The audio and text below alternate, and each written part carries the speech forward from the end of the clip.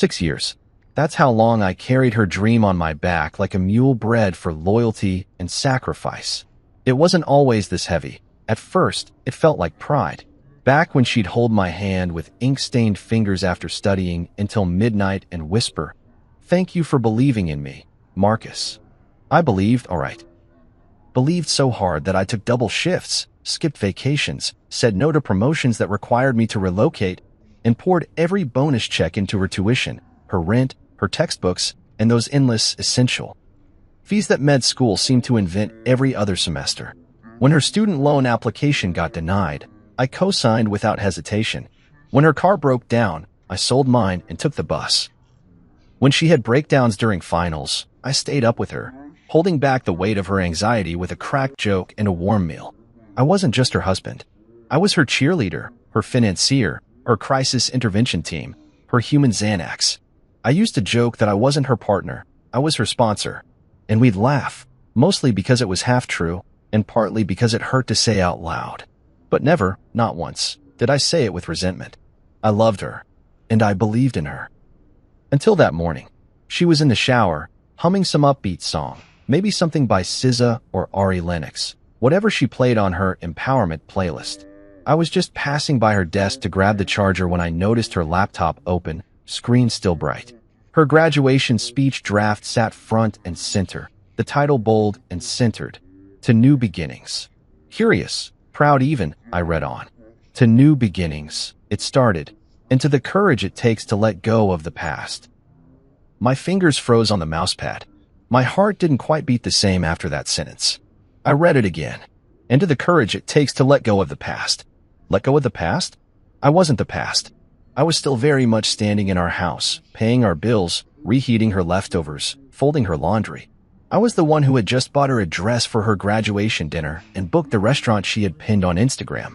What the hell did she mean by that? I scrolled down, hoping to find context, some line that redeemed me, some sentence that acknowledged the years I'd poured into her becoming the woman she now saw in the mirror. But there was nothing. Just mentions of her professors, her classmates, her mentors, her mother, and of course, Kayla, her ever-loyal best friend, who once told me I seemed too comfortable being average. No mention of me. Not even a thank you to the man who paid for every goddamn part of her journey from pre-med to the morning she'd put on that cap and gown. Not a word about the man who built her life while setting his own on fire. I just sat down in her desk chair, staring at the screen, hands folded in my lap like a man trying to stay calm at the edge of an earthquake. The cursor blinked at me like a taunt. I tried to rationalize it. Maybe she just hadn't finished. Maybe I'd see a draft tomorrow that included me, called me her rock or her constant. I almost laughed at how pathetic the hope sounded in my head. But that line, to let go of the past, kept echoing. It wasn't poetic. It was precise. It was a surgical strike buried in metaphors. And I was the target. When she walked out of the bathroom wrapped in steam, in that familiar terry cloth robe, she smiled at me and kissed my forehead. "You're up early." I nodded. "Yeah, just checking emails." "You didn't see the speech draft, did you?" I tilted my head. "I did." She paused, then said lightly, "Don't judge too hard. It's just a rough cut." Rough cut? That line was carved like marble. I didn't argue. I didn't even flinch.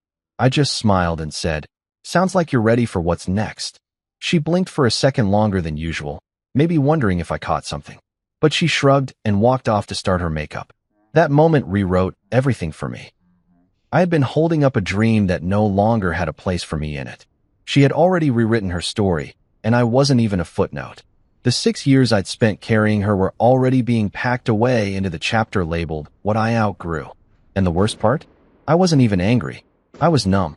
There's a silence that comes when your soul finally catches up with what your instincts have been whispering for months.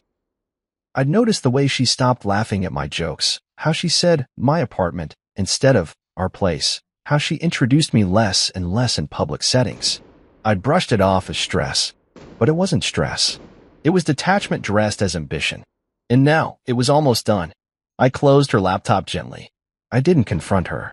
I didn't throw anything. I didn't even ask her to explain. Because in that moment, I realized something more important than any answer she could give. I had become invisible to the person I gave everything for. That morning, as she walked past me with her makeup perfect and her dreams already casting a shadow over mine. I made a quiet promise to myself. She thinks she's starting a new beginning. So will I. And mine won't come with a thank you note or a graduation cap. It'll come with something a little louder, a little colder, a little more permanent. She never left her phone unlocked.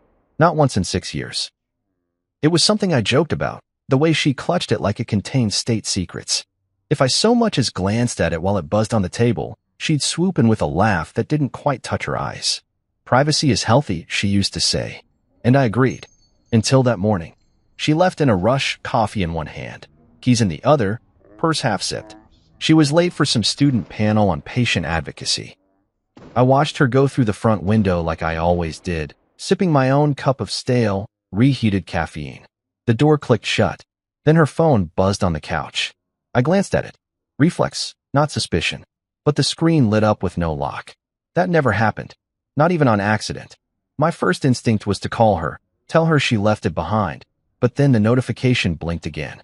Kayla. Of course. Girl, did you file yet? The clock is ticking. LOL. My stomach turned in a way I hadn't felt since my mother's funeral, something in between nausea and falling off a ledge. Another message came through before I could process the first. Photo's gonna look weird if you wait till after the ceremony.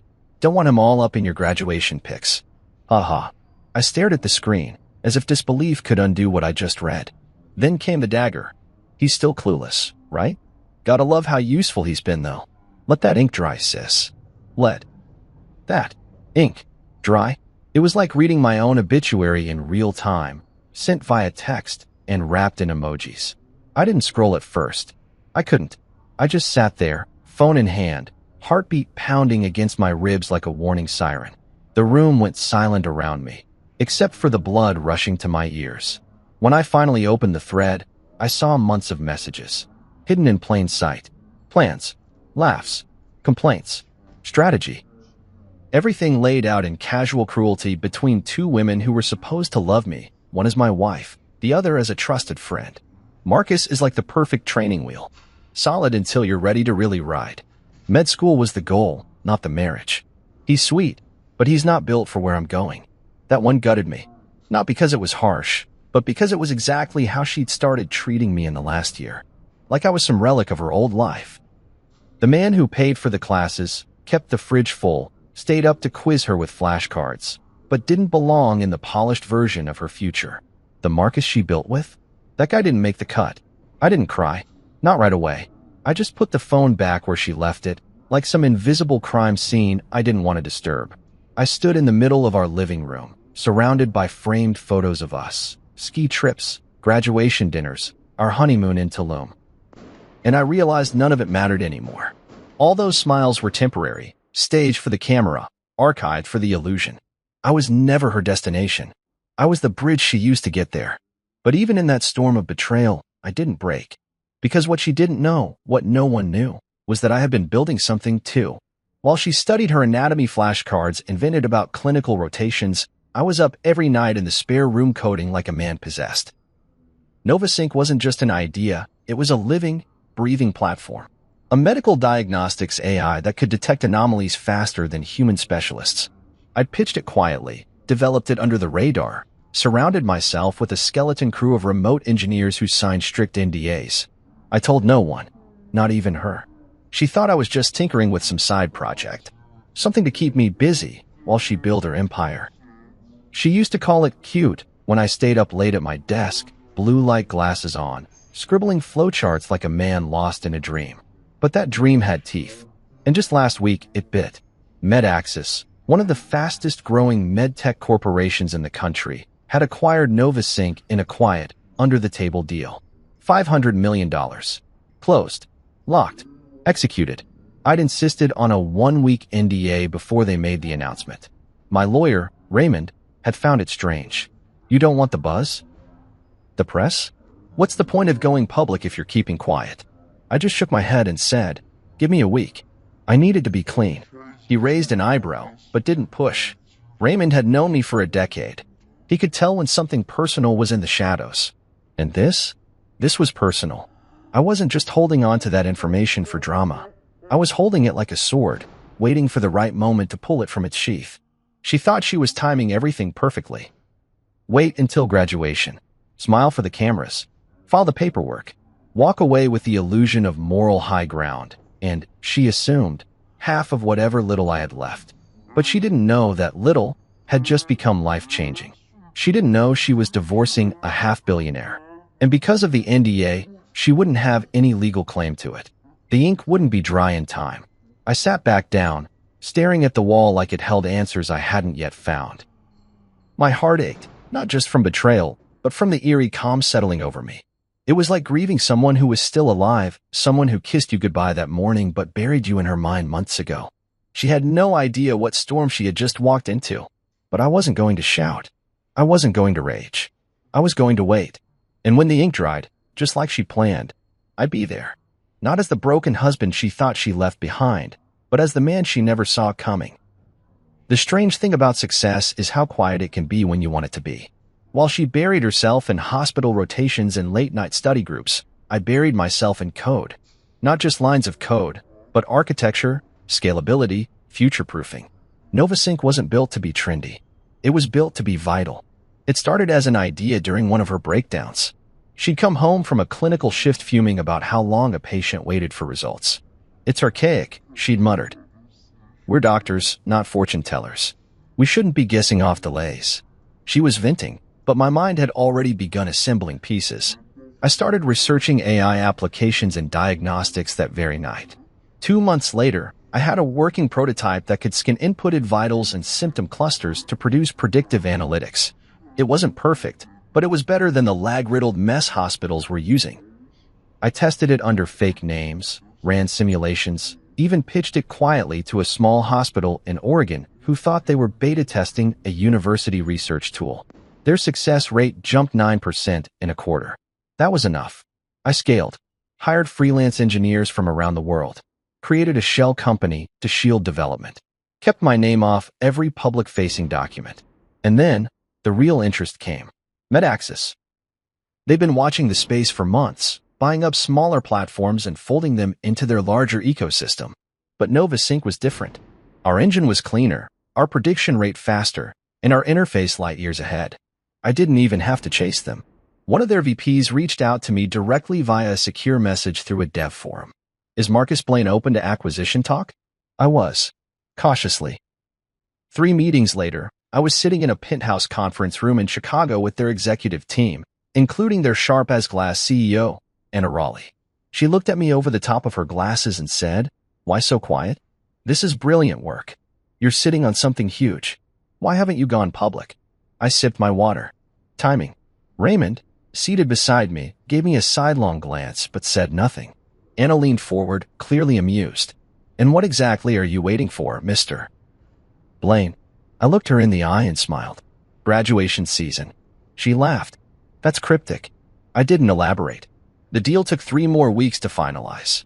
Lawyers drafted contracts thick as bricks. Analysts ran valuation models. MedAxis threw in options, profit sharing, a full exit clause, and a 1-year advisory role. I negotiated a 1-week media blackout after the ink dried. No press. No leaks. No internal memos beyond need-to-know circles. Raymond didn't get it. "You're worth $500 million now, Marcus. What exactly are we hiding for?" I just shrugged. "Let's call it a graduation gift."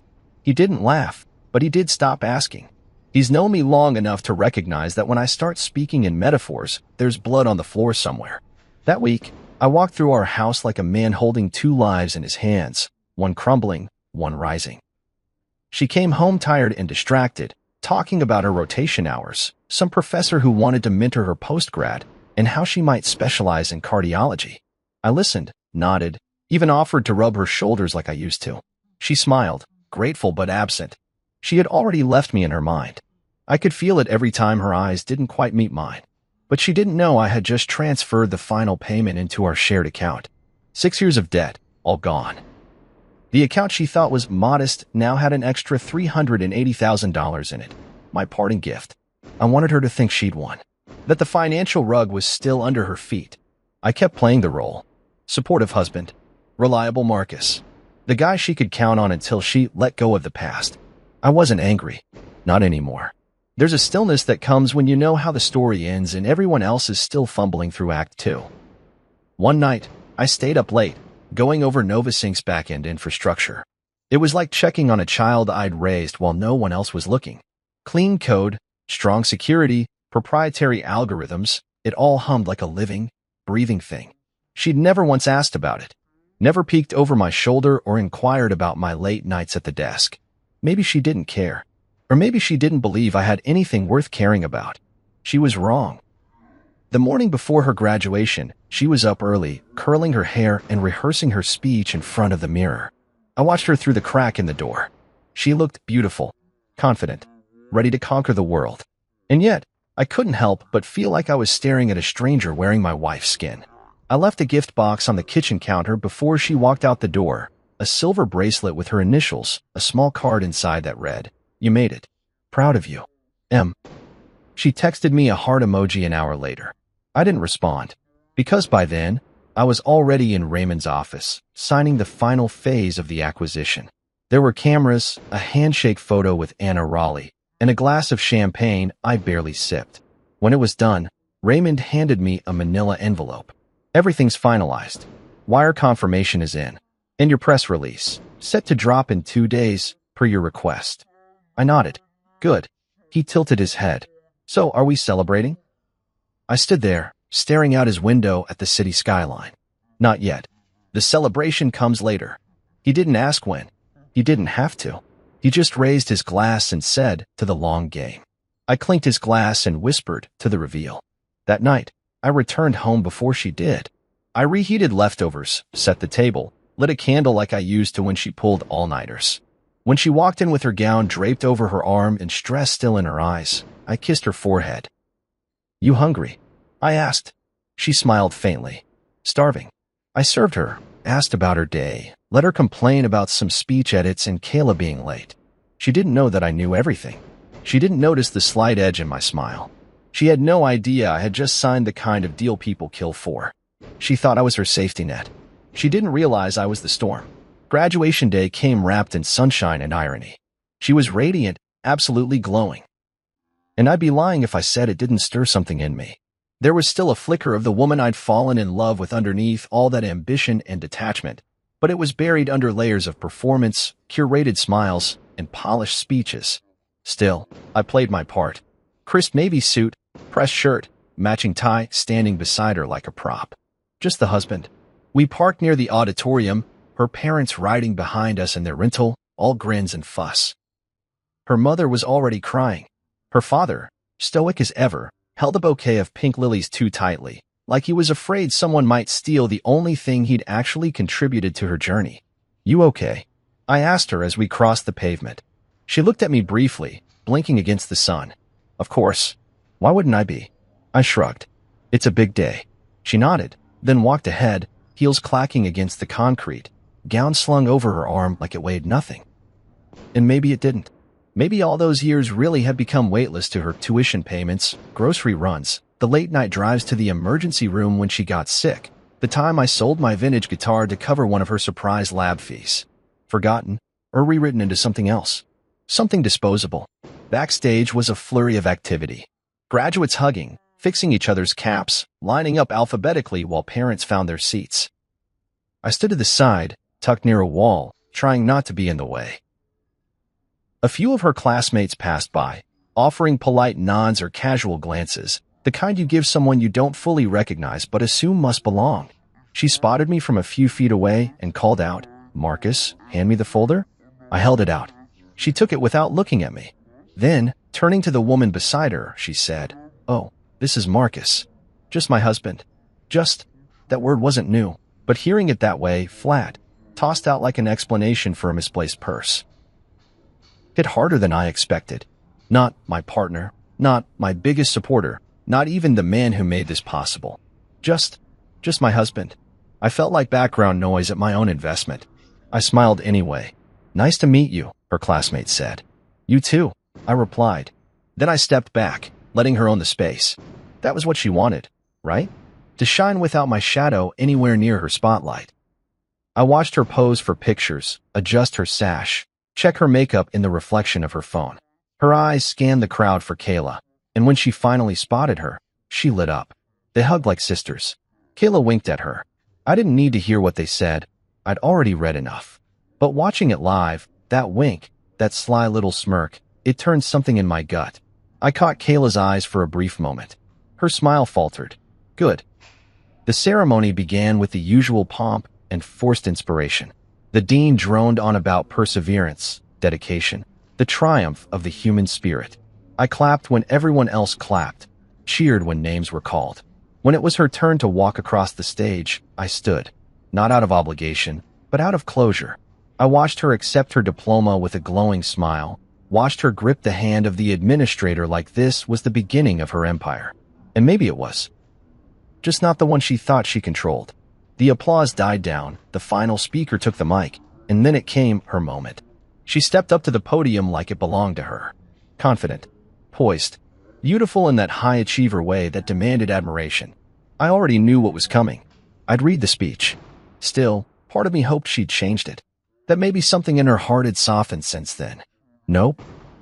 To new beginnings, she started, smiling out at the sea of caps and families, and to the courage it takes to let go of the past.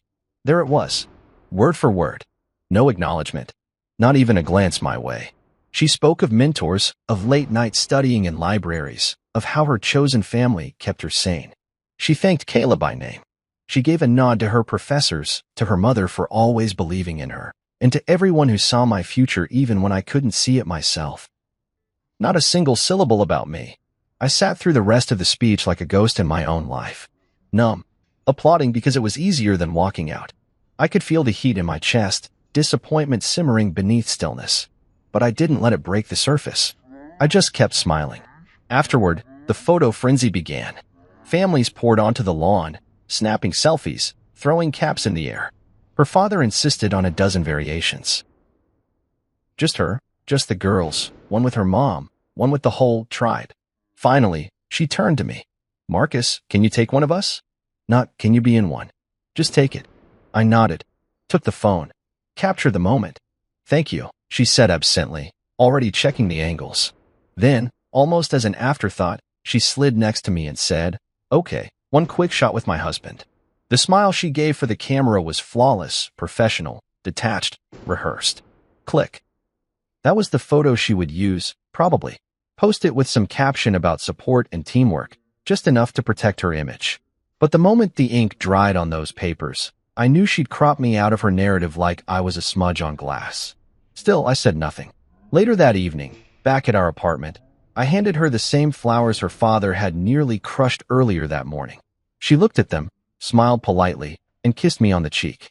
I'm exhausted, she said. But this was a good day. Yeah, I replied, watching her disappear down the hallway. It was. In a way, it really was. Because while she celebrated her degree, her photos, her perfectly sculpted speech, what she didn't realize was this. The real graduation hadn't been hers. It had been mine. It happened exactly 1 week later, like clockwork. The house was quiet. A soft Tuesday morning sun filtered through the blinds, and the smell of coffee lingered in the kitchen. I'd made breakfast. Her favorite, even. Soft scrambled eggs, toast with honey, and papaya slices she swore helped her digestion. She was scrolling her phone as she ate, barely acknowledging me except for the occasional nod. I watched her over the rim of my mug. There was something surgical in her silence, like she was bracing to deliver a dose of pain she'd already measured. When she finally spoke, her tone was clinical, her words flat. Marcus, she said, not looking up. I've thought a lot about this. It's time we part ways. She didn't even use the word divorce. I put my mug down gently. Part ways. She reached into her bag and pulled out a thin manila envelope, sliding it across the table like a receipt. I'll make this easy. Just sign. No need for drama. I didn't touch it. I looked at her. Really looked at her. The same woman who used to fall asleep mid-sentence on the couch with anatomy flashcards in her lap. The same woman I used to pick up from clinicals at midnight, half-frozen and exhausted, clutching fast food bags and murmuring about chest x-rays. Now, she sat across from me calm, rehearsed, detached, as if I were a client she'd finished working with. I opened the envelope slowly, unfolded the papers. It was all there. Neatly typed, itemized, emotionless. She wanted half. Half of everything. The apartment, the car, the furniture, and of course, the business.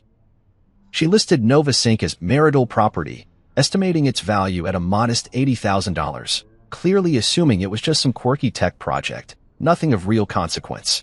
Then came the bold part: spousal support, monthly payments, justification, career sacrifice during medical training.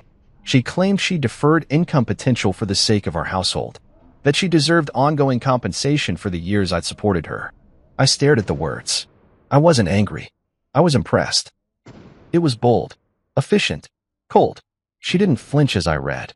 She just sipped her coffee and said, "It's all standard. I've already retained counsel." I folded the papers, placed them back in the envelope, and tapped my fingers on it lightly. "You're sure this is what you want?" She looked at me like I was asking something silly. "It's for the best."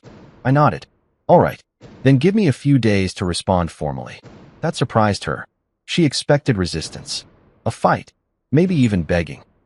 She'd built this version of me in her head, passive, dependent, too soft to let go. The same man who cheered her through med school, bought her groceries, and folded her scrubs. She didn't realize that while she was busy planning her escape, I'd already opened the door. She stood, picked up her plate, rinsed it, and turned off the faucet like she'd done it 1,000 times. Like this was just another normal Tuesday. She kissed me on the cheek. "Thanks for breakfast." Then she walked out the door with her white coat draped over her arm and her stethoscope hanging from her neck like a badge of victory. I stood in the kitchen, holding the envelope like it might dissolve if I gripped it too tightly. 3 months ago, she came home in tears because a patient died unexpectedly. I held her for an hour on the bathroom floor while she sobbed into my chest. She told me I was her safe place. Now I was an obstacle. I sat down at my desk and called Raymond. "It's go time." "You got served." "Yep." He chuckled bitterly. "She has no idea, does she?" "None." We set the wheels in motion. He'd already had everything prepared: financial declarations, ownership documentation, digital timestamps, contract history. We had airtight records of when Novasync began, the original LLC formation, the transfer of IP rights. And best of all, we had the acquisition documents, sealed, signed, and dated 3 days after the filing. She thought she'd be walking away with half a startup. She didn't know she'd just forfeited half a fortune. Raymond and I met in his office that afternoon. He flipped through her petition like it was a kindergarten art project. "Spousal support?" he said, raising an eyebrow. "Bold. She's entitled to nothing post-filing, right?" "Exactly. Especially since the acquisition wasn't finalized until after she served you. Everything beyond that date is legally yours, free and clear." I nodded slowly. "Let's keep it quiet. No retaliation. No show of force. I want her to believe this is going exactly how she planned." Raymond leaned back in his chair. "You sure about that? You don't want to file a counterclaim yet?" "Not yet," I said. "Let her feel comfortable. Let her think she's winning." He grinned. "You're playing the long game. Always." That night, she came home late. Said she had a rough shift. I listened, nodded, pretended to care. Not because I didn't, but because I knew it didn't matter anymore. Her emotions were no longer my responsibility. Her bad days, her triumphs, her fake apologies, those belonged to the next man naive enough to believe he could build a life with her. We went to bed in silence. She turned her back to me. I stared at the ceiling. 3 more days until the announcement. 3 more days until her perfect little plan unraveled. I closed my eyes and counted backward from 1,000. Not because I was anxious, but because I needed the quiet before the storm. She wanted a clean exit. I was going to give her one. Clean, legal, and absolute. And when it was over, when the truth came out, when the ink dried and the media explosion hit like a wave, she'd look back at that morning and realize just how badly she miscalculated the man sitting across from her. She thought I was soft. She thought I was static. She thought she was walking away with everything. But she was walking away from a $500 million empire. And she didn't even say thank you. It dropped at 9:01 a.m. on a Thursday. Right on schedule. No pre-hype, no teasers. Just a clean, direct press release from MedAxis posted on their official channels. Picked up within seconds by every major tech and healthcare news outlet in the country. MedAxis acquires Novasync in $500 million strategic expansion deal. There it was. My name in black and white, my photo next to Anna Raleigh, CEO of MedAxis, our hands clasped in a firm shake, both of us smiling like a pair of industry titans. I wore that smile like armor. Clean, professional, unbothered. But beneath it, it was war paint. By 9:06, my phone was vibrating nonstop. Emails, calls, texts, contacts I hadn't heard from in years suddenly wanted to reconnect. Investors who ignored my pitch decks back when I was bootstrapping wanted to grab coffee. Former classmates congratulated me like we'd been best friends all along. LinkedIn lit up like a Christmas tree. But one message made me pause. Her name on the screen. Her. What is this? Marcus. What the hell is this? No. Hi. No, congratulations. Just confusion. Panic. A flicker of dawning comprehension. I stared at the message for a full minute. I could imagine her sitting at the break room table, scrolling through her phone with a confused frown, reading the headline again and again like it might change if she blinked hard enough. I didn't reply. I had nothing to say, not anymore. My words had already been spoken through contracts, valuations, and that perfect headline that confirmed everything she didn't know. Instead of texting back, I opened my calendar and forwarded the contact inquiry from Forbes requesting a short quote for their feature article. I replied simply, "Let's talk legacy." At 10:15 a.m., Raymond called, chuckling so hard he nearly choked. "Brother," he said, "you've officially broken the internet." "Good," I said, sipping my tea. "She texted you yet?" "Of course. She'll call next. Then maybe cry. Then show up. She won't get past Damaris." He laughed again, longer this time. "Remind me never to get on your bad side." By noon, she called 4 times. Damaris, my assistant, had strict instructions: block, log, and forward to legal. Nothing more. But just after lunch, I heard her voice. Not in person. Not directly. Over the phone, in the hallway outside my office. The kind of whisper cry that turned sharp at the edges. Damaris had stepped out to lunch, and one of the interns had buzzed her in without realizing who she was. I stood behind the glass door, listening. "Kayla, I swear to God, I didn't know," she was saying. He never said a word. Not a single thing. And now it's everywhere. It's on every screen. $500 million. Kayla, he played me. Played you? No. I played the game you started. I just finished it better. Her voice broke. Why didn't I wait? Why didn't I just... God, I filed too early. And there it was. The moment it clicked. She didn't just file for a divorce. She filed herself out of a legacy. I turned the doorknob and stepped out. Her eyes snapped to mine. Red, puffy, mascara trailing ever so slightly. Still beautiful, still composed, but this time, the mask had cracks. "Marcus," she breathed. "Please, can we talk?" I tilted my head. "I think your paperwork said everything." She stepped forward. "I didn't know. I swear I didn't know. If you had." I interrupted. "If you'd known I was about to be rich, you'd have stayed?" She paused. Just a flicker. That was all the answer I needed. I gestured toward the elevator. "You need to leave." "Marcus, wait. I made a mistake." "No. You made a plan. You just didn't check the timeline." She blinked rapidly, her breath catching. "I was scared, okay? I thought we were done. I didn't think. You didn't think I was worth staying for," I said. "Let's not rewrite it now." She opened her mouth, then closed it again. Silence filled the space between us like a verdict.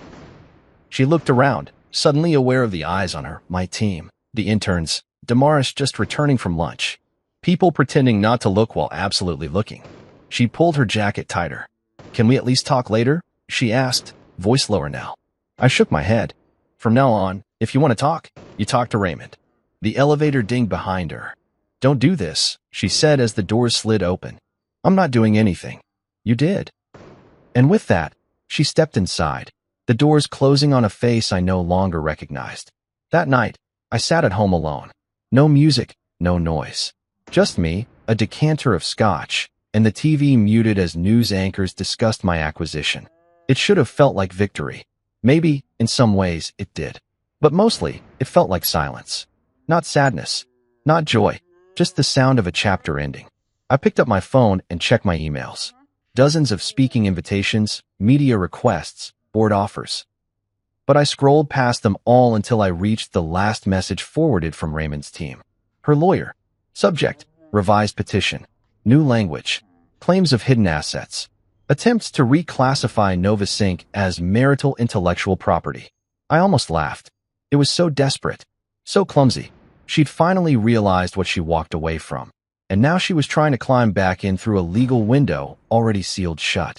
Raymond had already filed the rebuttal. He'd included the original timeline of the acquisition, the NDA proof, and, most damning of all, her own text messages to Kayla, which I had quietly collected and archived. The messages where she joked about using me, where she timed the filing like a business transaction, where she called me useful. Those weren't going to vanish. My legal team wasn't just going to fight back. They were going to bury the strategy she thought was clever under the weight of her own words. I poured another drink and looked around the apartment, the place we picked out together, the kitchen I stocked, the couch she cried on during step 2 boards, the bookshelf with the framed photo of our wedding day tucked between dusty medical volumes, and an old cookbook I used more than she ever did.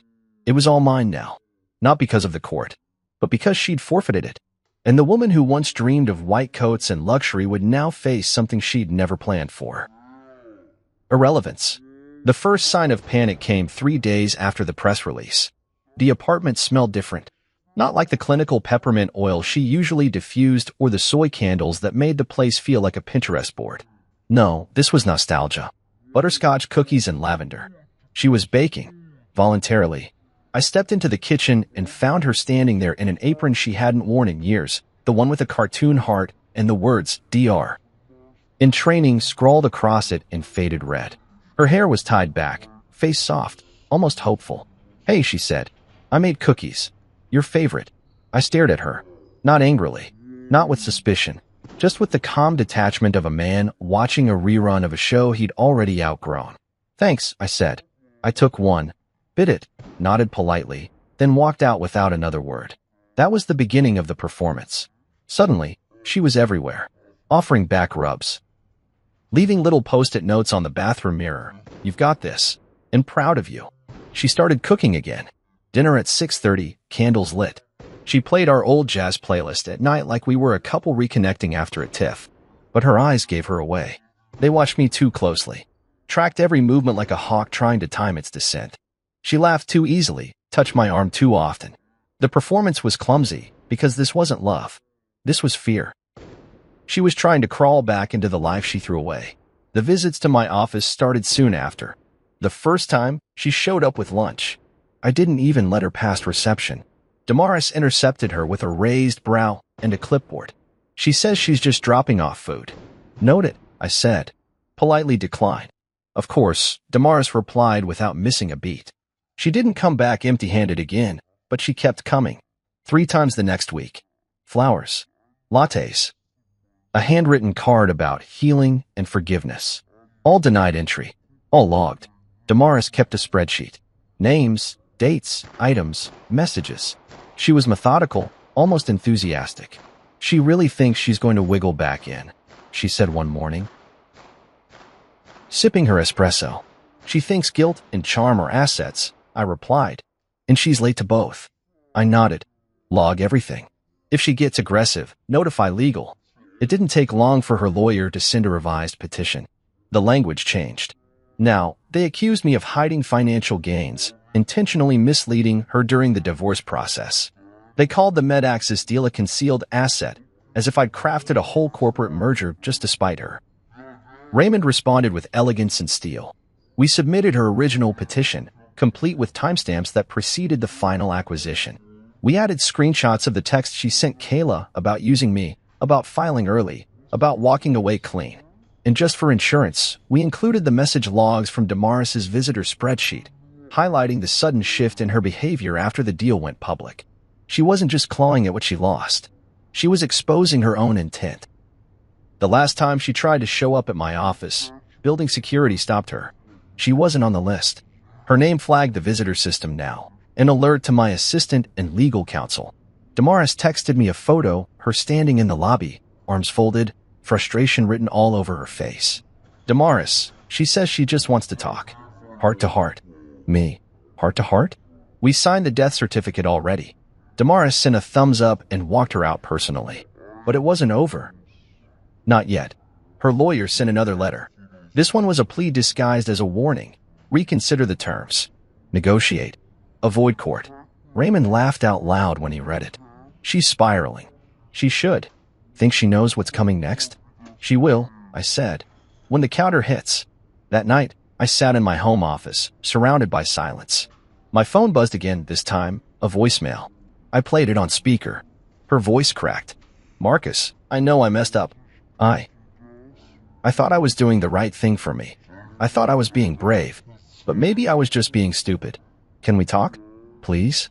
I'll sign whatever you want. I just want to fix this. It was the most honest thing she'd said in months. And it was far too late. I forwarded the message to Raymond. The next day, he filed the counter. Not out of spite. Out of principle. Because this wasn't just betrayal. This was manipulation followed by attempted cleanup once the target turned out to be more than she bargained for. Raymond's filing was meticulous. 1 count of misrepresentation, 1 of attempted marital fraud, and a clause invoking a breach of verbal agreement.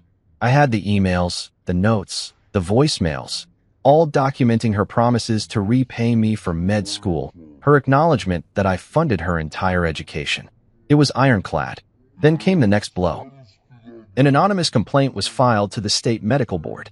A formal ethics review was opened. Someone had submitted a bundle of her text messages. Screen captures. Metadata included.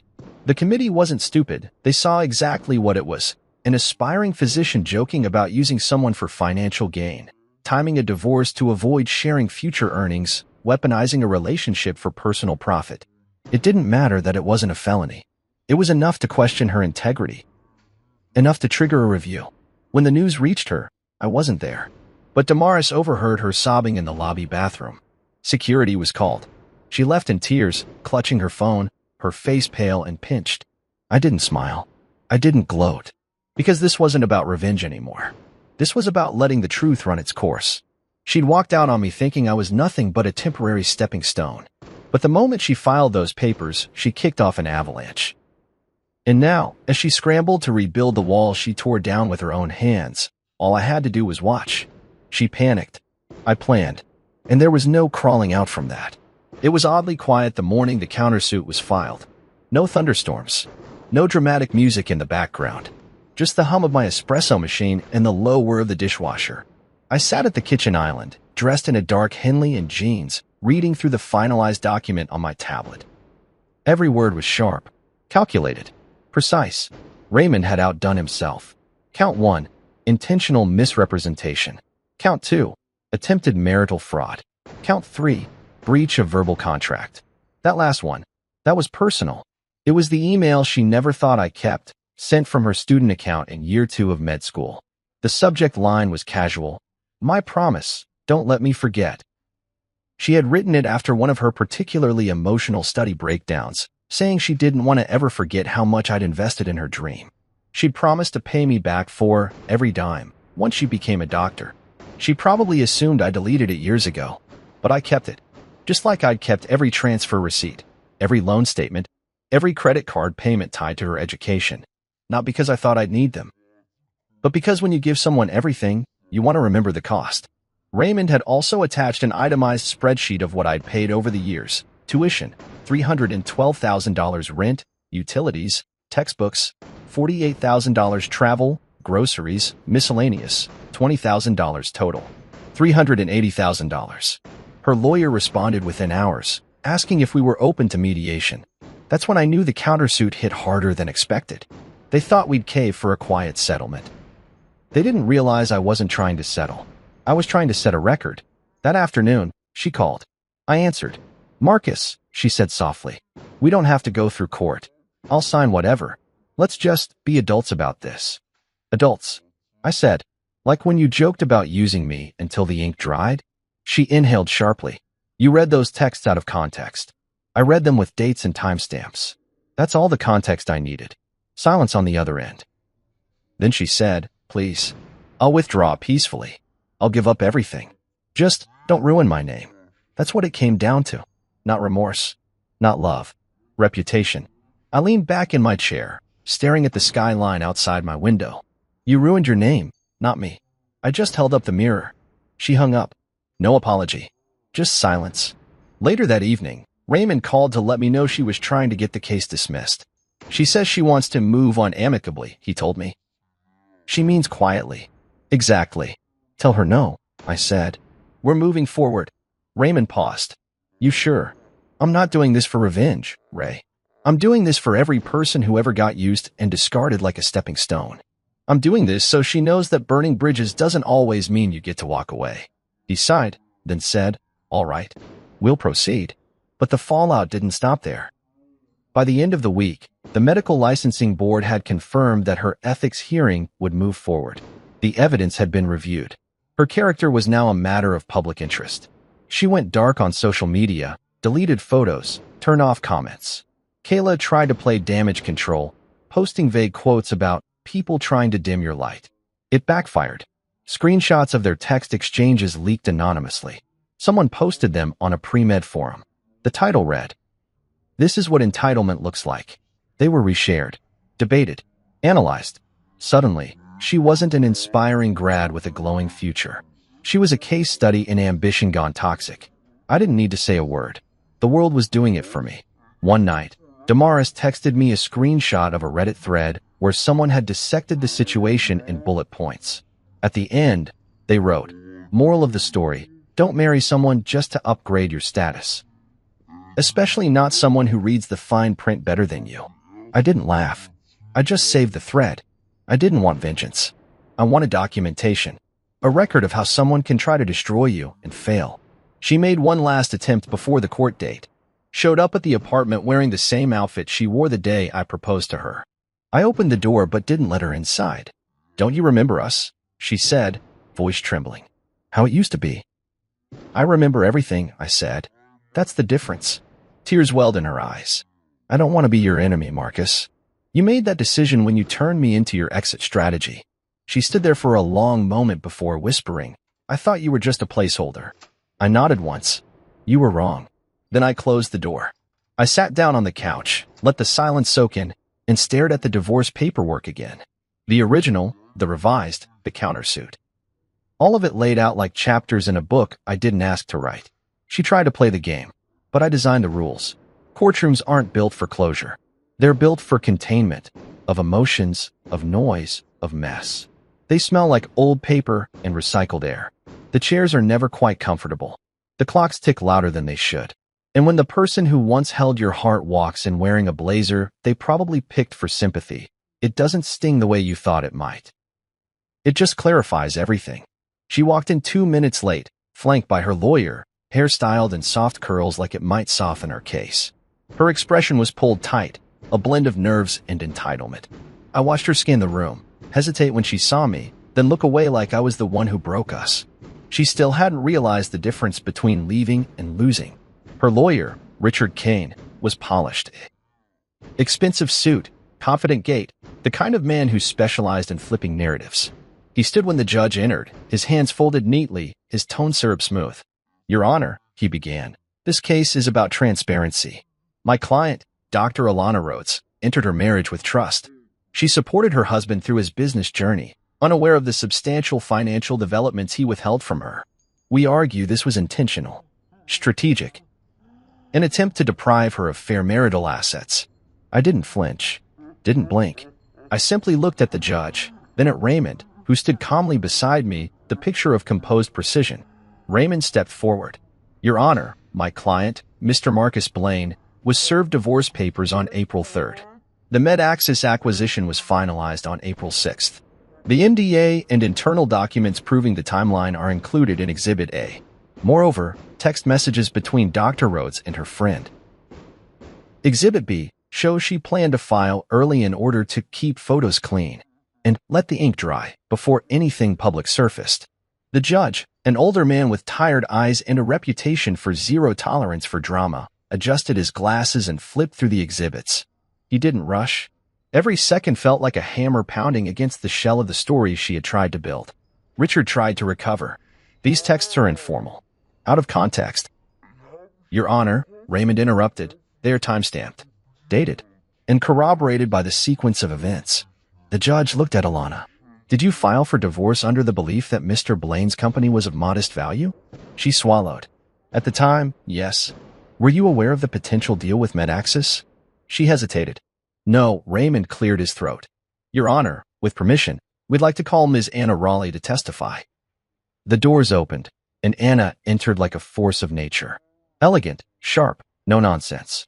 CEO of MedAxis and arguably one of the most respected figures in the industry. She took the stand. Ms. Raleigh, Raymond began. When did discussions with Mr. Blaine regarding Novasync begin? February 9th, she said, without a blink. Our legal team reached out based on an internal referral. And when was the deal finalized? April 6th. Was there any indication during the early discussions that Mr. Blaine was going through divorce proceedings? No, she replied. The matter came up only after the filing was public. But our NDA predated that. Did he ever misrepresent the value or status of the company to you? Not once. In fact, he was unusually reserved. Cautious, even. Raymond nodded and turned to the judge. Your Honor, the testimony confirms the acquisition did not exist as a legal asset during the time of divorce filing. The plaintiff's claim to half the acquisition is therefore invalid. The judge nodded slowly, jotting notes. Then came the final blow. Raymond brought out the email. Subject: My promise, don't let me forget. He read it aloud in full. Her words, her acknowledgement, her promise to pay back every cent of the $380,000 I had invested in her education. Richard objected. It's emotional, not contractual. Raymond held up a copy of her signature on a follow-up message. It was followed by a written payment plan proposal. Dated. Acknowledged. Never retracted. The courtroom was silent. The judge looked up, leaned forward, and said the words I'd waited 6 months to hear. Spousal support is denied. Claim to Novasync's valuation is denied. Reimbursement of $380,000 in educational support is granted to Mr. Blaine. Her face cracked then. It wasn't just shock. It was the realization that she hadn't just lost her case. She'd lost the story. Murmurs spread through the courtroom. A few reporters in the back began scribbling rapidly. This was going to leak. Even if the docket was sealed temporarily, someone would talk. Richard leaned in toward her, whispering something urgent. She shook her head. Her shoulders slumped. And for the first time, she looked small. Not because she was weak, but because the image she built had finally shattered under the weight of her choices. The judge banged his gavel. Court is adjourned. I stood, buttoned my blazer, and didn't look back. As I walked past her, she glanced up, eyes red but dry. She opened her mouth like she wanted to say something. I didn't stop, didn't speak, didn't gloat. Because victory doesn't need a monologue. Outside the courthouse, the air felt different. Lighter. Raymond slapped my back. Hell of a win. It was never about winning, I said. It was about the truth. Well, the truth just bought you justice and $380,000. I exhaled, slow and deep. She'll never be the same, Raymond said. She already wasn't, I replied. We walked to the car in silence. And when I shut the door behind me, I didn't feel relief. I felt finality. This wasn't just the end of a marriage. It was the burial of a version of me that once believed love meant unconditional sacrifice. Now I knew better. Love, real love, doesn't demand your silence in exchange for someone else's rise. And when someone treats you like a chapter, you don't wait for the next page. You close the book. 1 month passed. Quietly, without drama, without fireworks. No new texts. No calls. No surprise appearances at my office. She disappeared from my life the same way she tried to erase me from hers, surgical, deliberate, clean. Except this time, the silence wasn't mine to carry. It was hers. Then one morning, an envelope arrived. No postage. Hand-delivered. Cream-colored. With my name written in careful cursive I hadn't seen since our first anniversary. I stared at it for a while, not out of hesitation, but out of recognition. Some things, some people, wrap their guilt in elegance. I opened it. Inside was a check. Partial payment, $75,000. And a single note, written on the same kind of stationery she used for med school thank you cards. I never thought you'd be the one to win. I was wrong. No apology. No explanation. Just 7 words soaked in defeat. I folded the note back into the envelope and walked it to the sink. Watched the flame from a match curl the edges black. Watched the paper curl in on itself like it was trying to disappear. That was the last gift I accepted from her.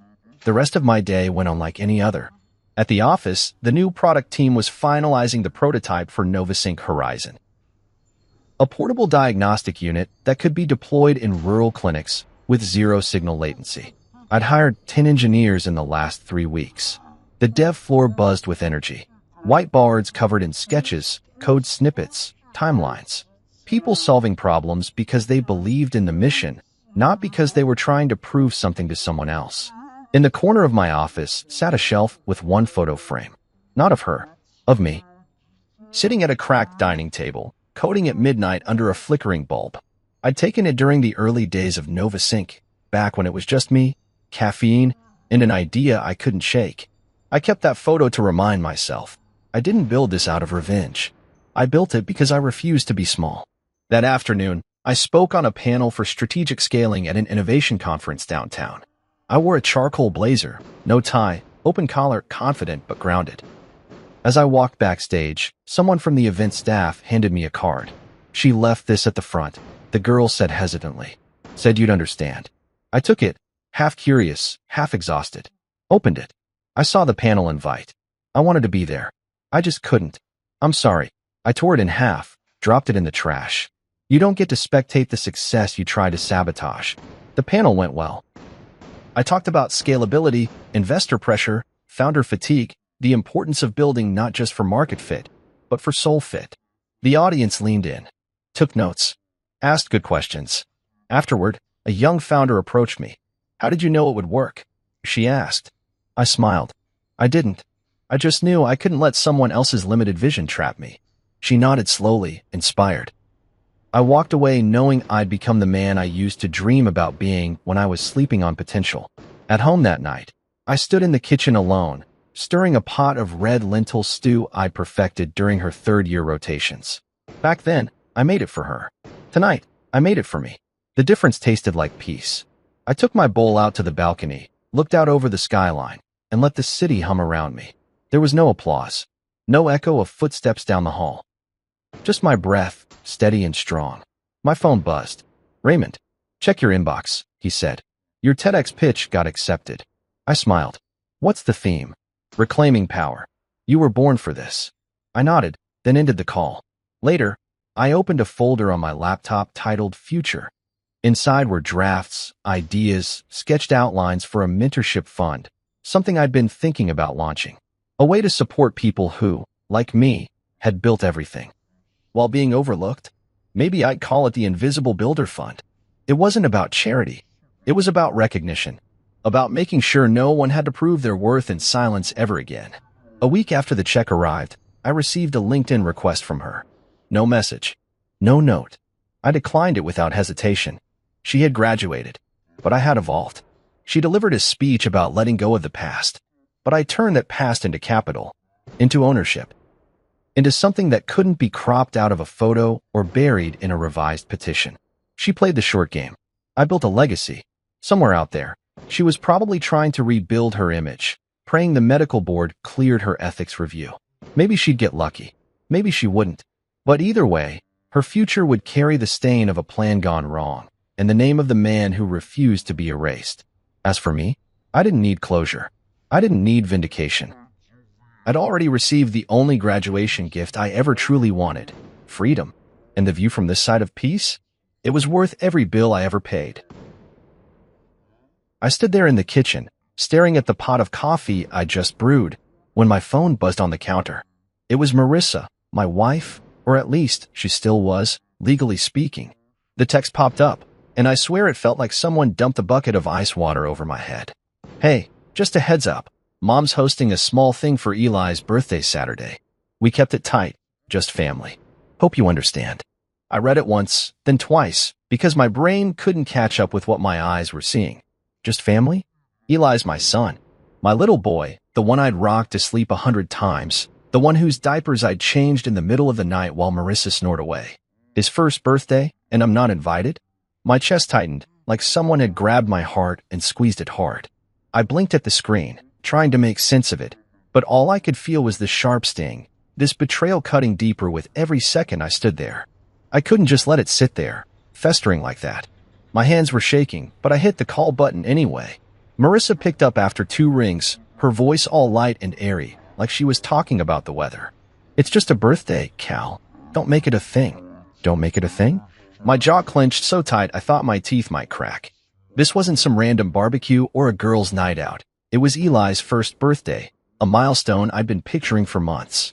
I'd stayed up late imagining the cake, the goofy grin he'd have when we sang to him, the way I'd scoop him up and tell him he was the best thing I'd ever made. And now she was acting like it was nothing, like I was overreacting for wanting to be there. I tried to keep my voice steady, but it came out rough, raw. He's my son too, Marissa. How is this not a thing? She sighed, that little huff she does when she's annoyed, and said, look, it's Mom's thing. She wanted it small. You'll see him another day. Another day. Like I was some weekend visitor, not his dad. I hung up, my pulse hammering in my ears, and before I could stop myself, I dialed Doreen, Marissa's mom. She answered with that fake sweet tone she uses when she's about to shut you down. Callum, hi. What's this about? I didn't waste time. Why am I not invited to Eli's birthday? She didn't even pause, just launched right in. It's more of a maternal side event, nothing personal. We're keeping it simple. Nothing personal? I almost laughed, but it caught in my throat like a jagged rock. Eli's my kid, and they're boxing me out like I'm some distant cousin who sends a card once a year. I wanted to yell, to tell her how wrong this was, but she kept going, her voice sharp now. You're making this harder than it needs to be, Callum. It's one day. One day. My son's first birthday. I hung up on her too, my hand shaking so bad I almost dropped the phone. I walked into the living room, still reeling, and there it was, a half-finished Lego tower Eli had been playing with the last time he was here. Those little blue and red bricks, scattered across the coffee table, hit me like a punch to the gut. I could still see his chubby hands stacking them, hear his giggle when they'd fall over. That was my boy, my life, and they were cutting me out of it. Something snapped inside me, this hot, angry thing that I couldn't push down anymore. Fine. If they didn't want me there, if I wasn't family enough for them, then I wouldn't be around at all. I grabbed my phone again, my thumb hovering over the screen, and I started looking for a way out. Not just out of the house, but out of this whole mess they'd made. They could have their maternal side of it. Without me, I'd be gone, and they'd see what it felt like to miss someone who mattered. I didn't know where I was going yet, but I knew I wasn't sticking around to beg for a seat at a table they didn't even set for me. My heart was still racing, but now it wasn't just hurt, it was purpose. I'd show them I didn't need their permission to live my life, to feel like I mattered. Eli might not remember this birthday, but I damn sure remember how they made me feel, and I wasn't going to let it happen again. I sat down on the couch, right next to that Lego tower, and started scrolling, looking for somewhere, anywhere, that wasn't here. They'd pushed me out, and I was done pushing back. It was time to walk away. The kitchen felt smaller now, like the walls were closing in, but I didn't care.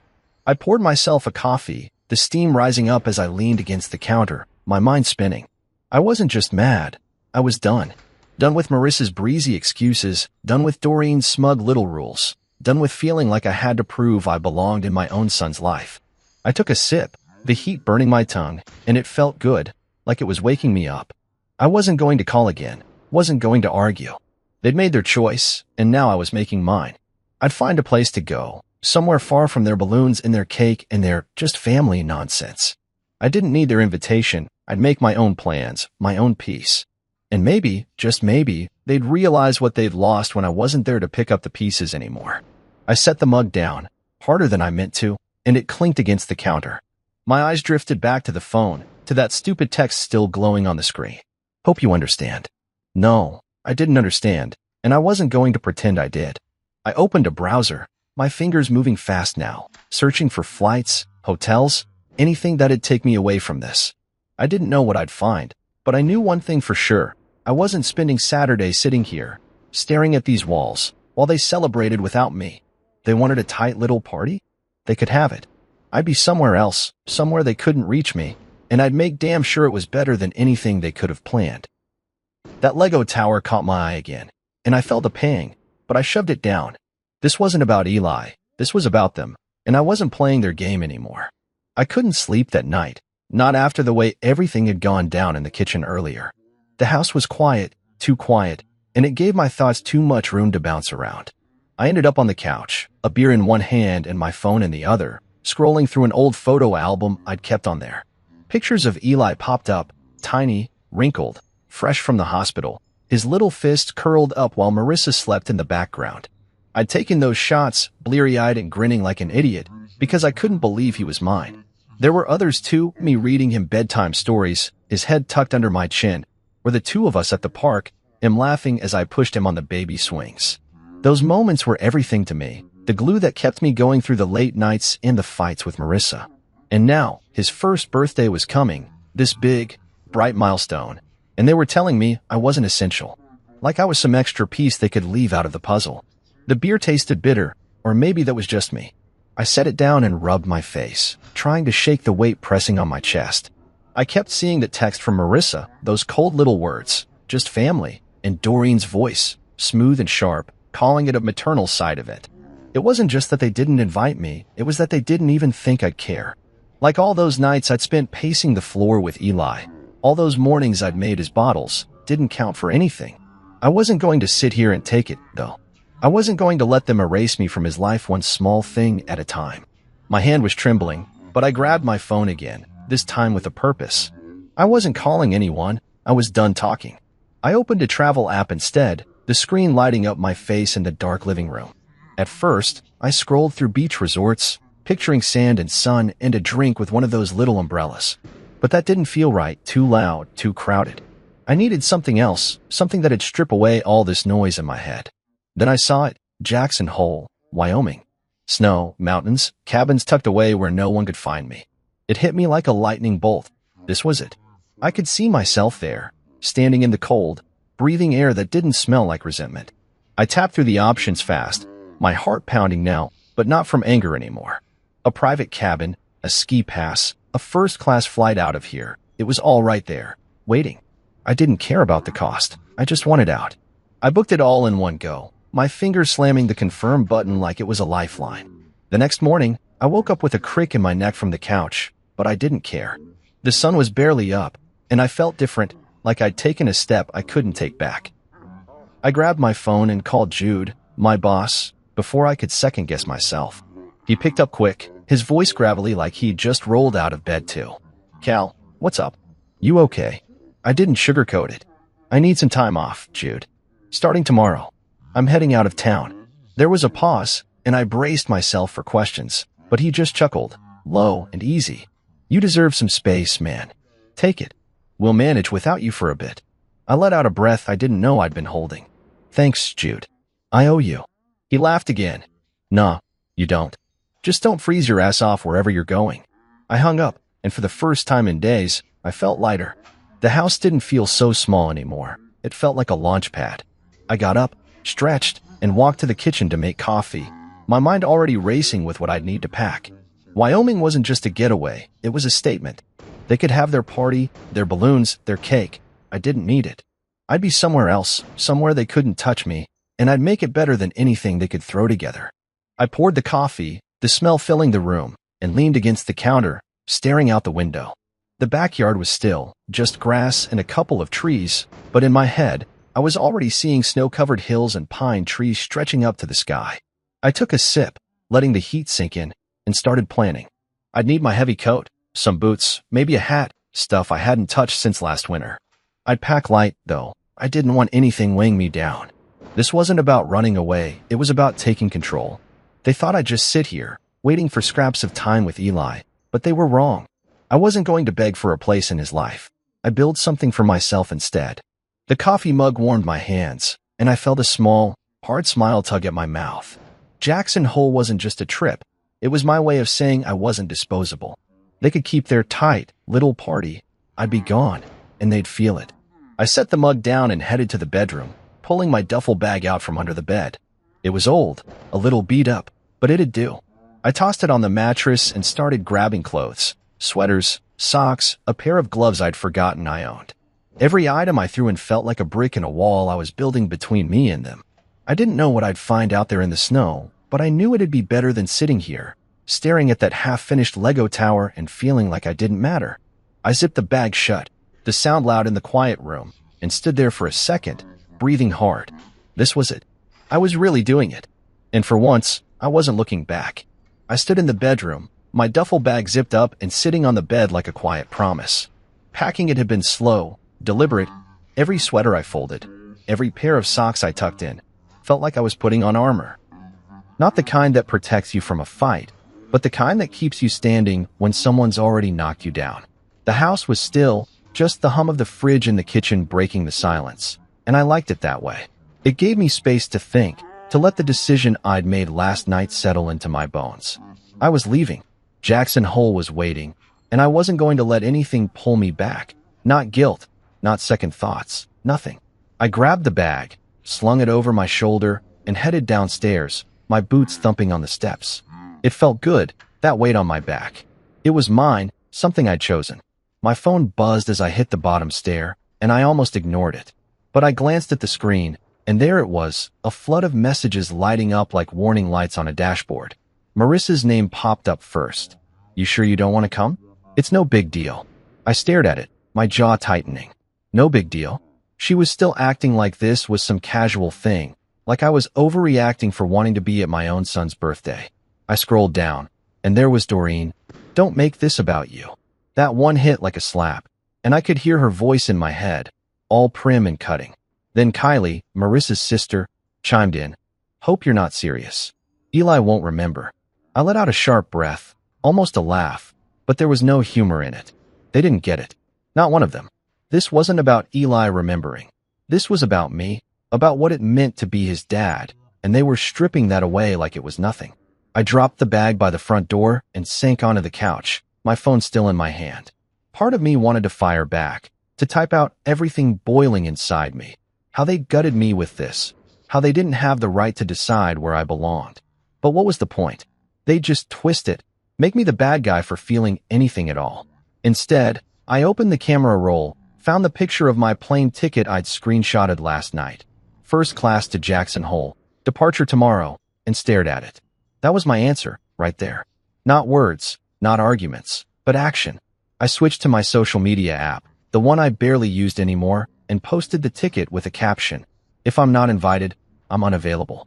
I hit send before I could overthink it, and the little notification sound felt like a door slamming shut. Good. Let them see it.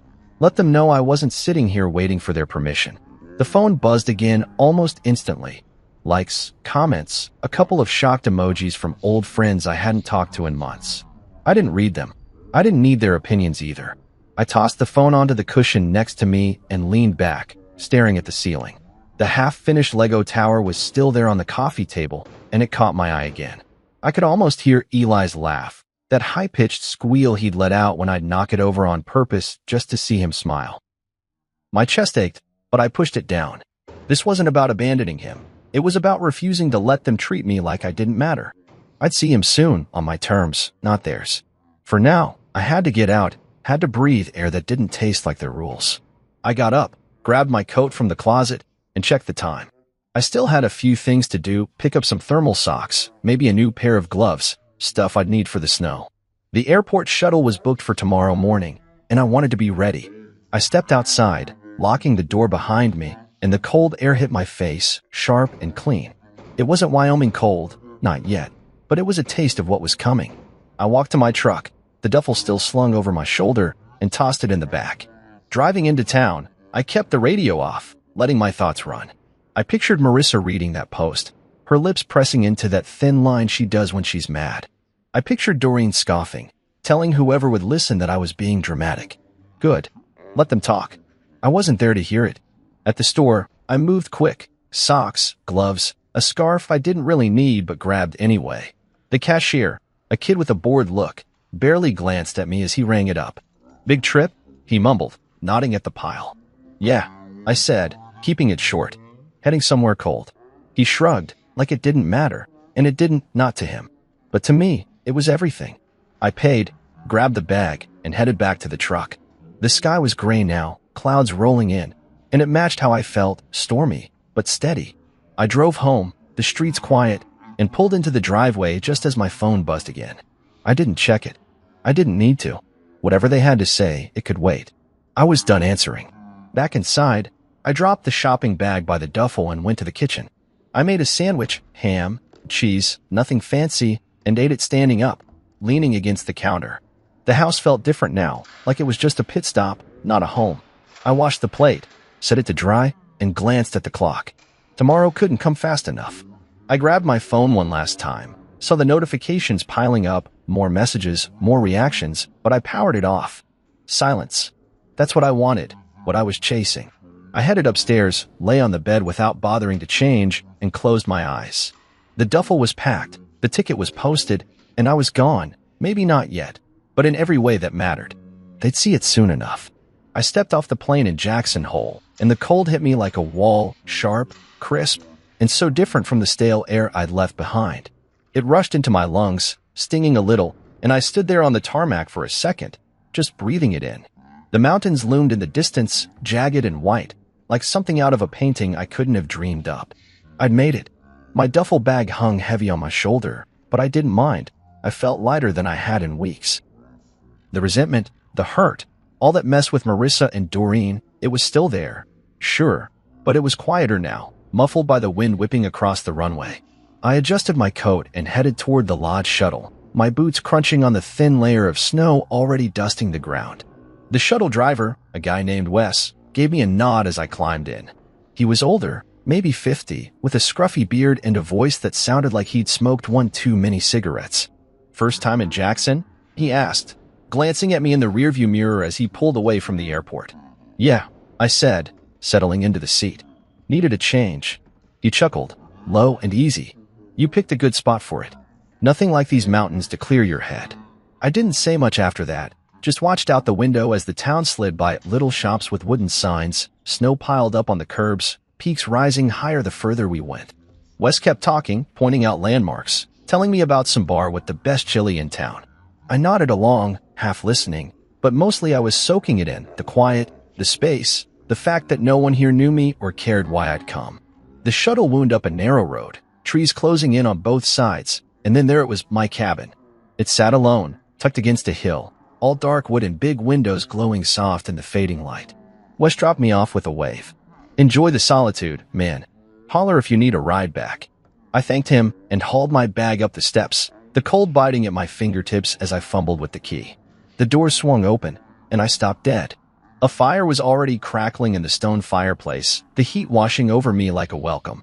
Flannel blankets were draped over a big leather couch, and those floor-to-ceiling windows showed nothing but snow and trees stretching out forever. Outside, a hot tub steamed under a little overhang, the water bubbling quietly. It was perfect, better than I'd pictured when I'd booked it in that angry haze back home. I dropped my bag by the door and walked to the windows, pressing my hand against the cold glass. The silence was thick, broken only by the pop of the fire, and it felt like a reset button had been hit. No buzzing phone, no voices telling me what I should feel, just me and this place. I pulled out my phone, snapped a quick selfie with the fire glowing behind me, and posted it. No balloons, no drama, just silence. I didn't check the likes right away, just tossed the phone onto the couch and grabbed a beer from the little fridge the lodge had stocked. The first sip was cold, sharp, and I sank into the couch, letting the warmth from the fire seep into my bones. This was what I'd needed, what I'd been chasing when I'd clicked that confirm button. Not just a trip, but clarity, something to remind me I didn't have to beg for a place in anyone's life. The cabin smelled like pine and smoke, and I closed my eyes for a minute, listening to the wind outside. I could have stayed home, could have fought harder to be at that party, but what would that have gotten me? A seat at the edge of the table? A forced smile while Doreen made her little jabs? No, this was better. I opened my eyes and looked around again, the wooden beams overhead, the thick rug under my feet, the way the firelight danced on the walls. It wasn't just a hideout, it was mine, something I'd chosen when they'd left me no choice at all. I finished the beer, set the bottle down, and stood up to unpack. Not much. Just the sweaters and socks I'd thrown in, the gloves I'd bought last minute. But it felt good to settle in, to make this space real. I stepped outside to check the hot tub, the cold slapping me awake again. The steam rose in thick clouds, and I dipped my hand in. Hot, almost too hot, perfect for later. The sky was darkening, stars starting to poke through, and I stood there, hands in my pockets, letting it sink in. Back home, they'd be setting up for Eli's party tomorrow, streamers, cake, all that noise, and I wouldn't be there. Part of me ached at that, a quick, sharp pang when I thought of Eli's face, but I shoved it down. This wasn't about him. It was about them, about how they decided I didn't fit.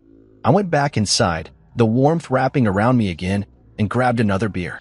The phone was lighting up now, likes, comments, probably some messages, but I ignored it. I didn't need validation from anyone back there. What I needed was this: the crackle of the fire, the cold glass in my hand, the quiet that let me hear my own thoughts for once. I sat back down, stretching my legs out, and let my mind wander.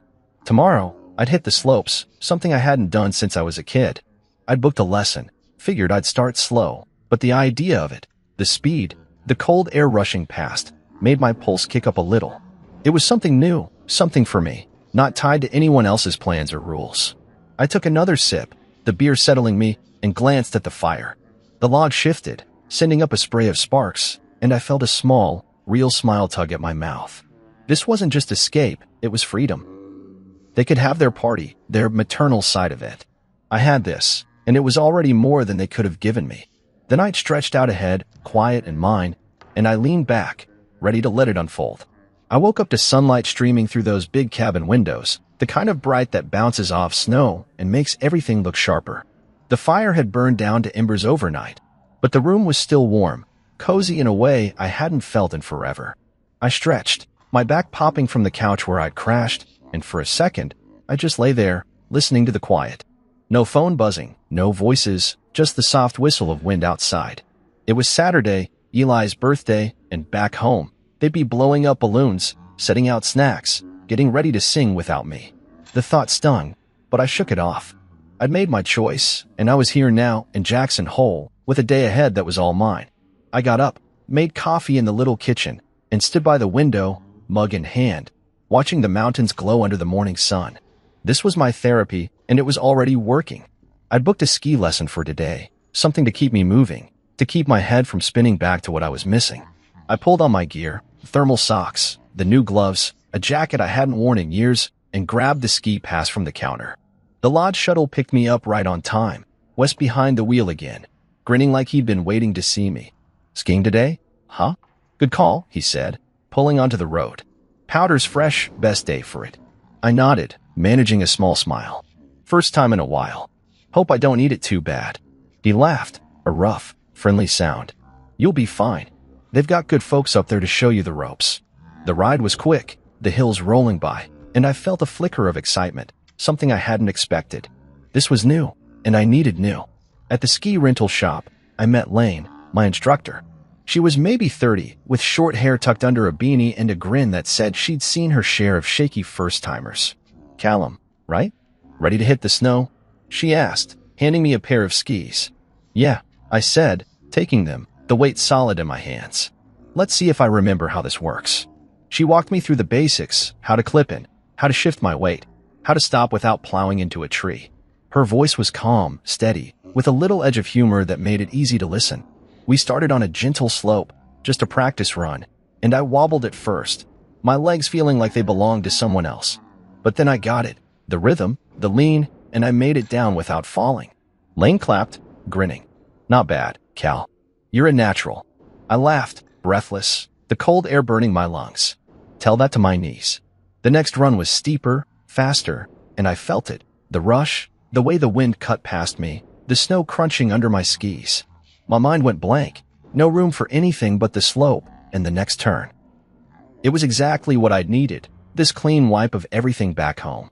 Lane kept me going, pushing me a little harder each time, and by the end, I was grinning like a kid, sweat soaking my shirt under the jacket. "You're hooked now," she said, unclipping her skis. "Tomorrow, we'll try something bigger." I nodded, still catching my breath. "Deal."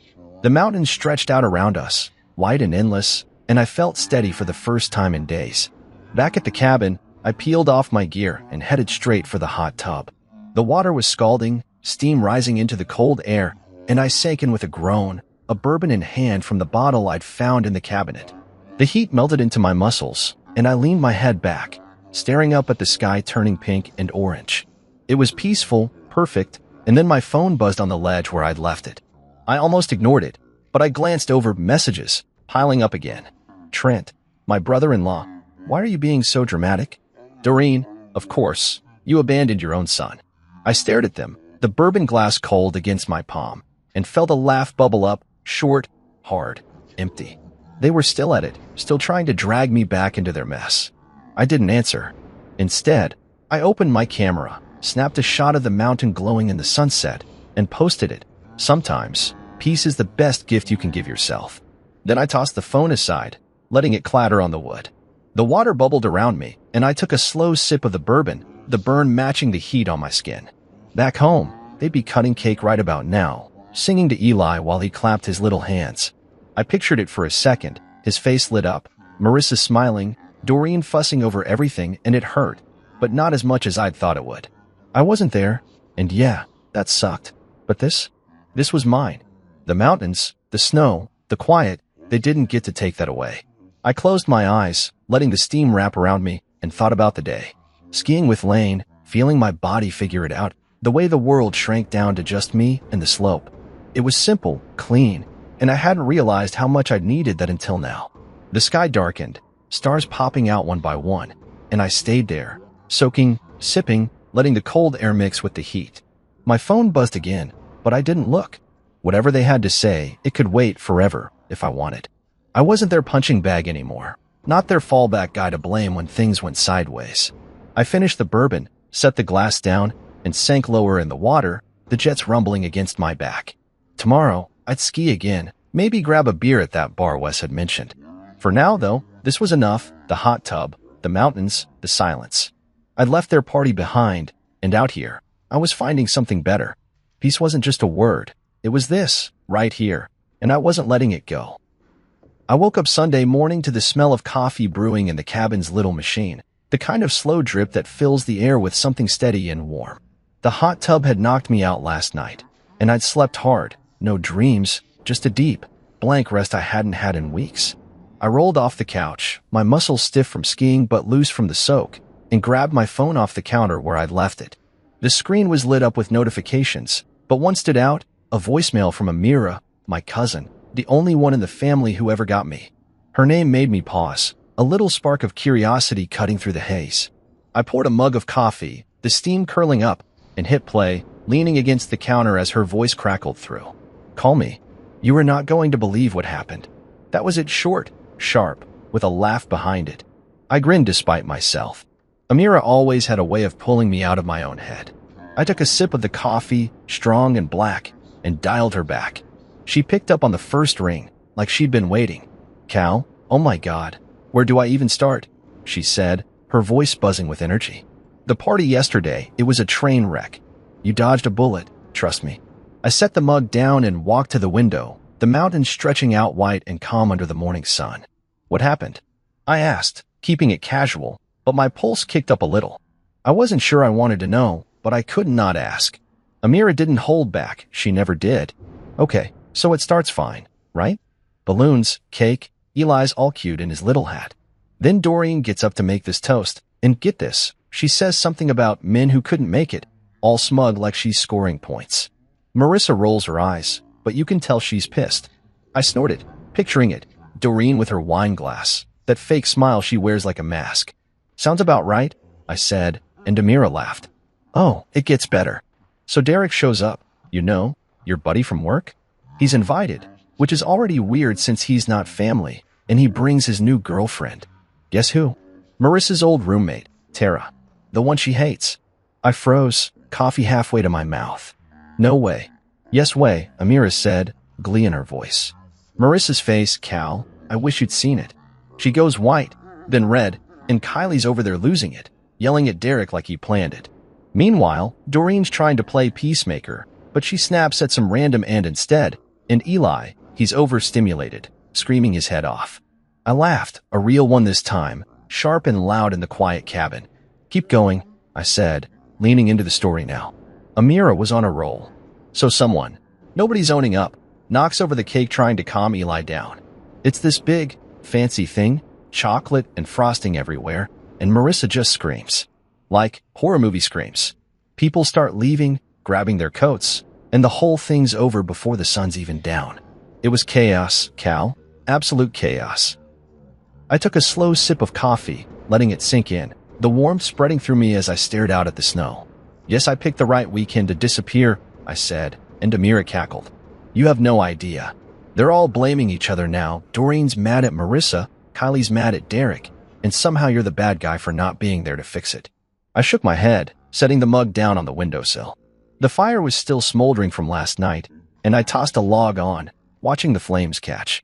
They can't pin this on me, I said, more to myself than her. Oh, they're trying, Amira said. Marissa's been whining to anyone who'll listen, and Doreen's acting like you cursed the whole day by leaving. It's ridiculous. I grinned, poking at the fire with the iron rod. Let them spin it however they want. I'm not there to hear it. Amira's voice softened a little. Good for you, Cal.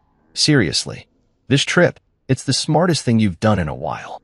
I nodded, even though she couldn't see me. Yeah, it is.